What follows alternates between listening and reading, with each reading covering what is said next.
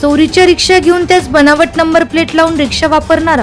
6 रिक्षांसह crime branch unit 1च्या ताब्यात। याबाबत पोलिसांनी दिलेल्या माहितीनुसार क्राईम ब्रांच युनिट 1चे पोलीस हवालदार विशाल काटे यांना मिळालेल्या माहितीने रिक्षा चोरी करणारा भारतनगर परिसरात फिरत असल्याची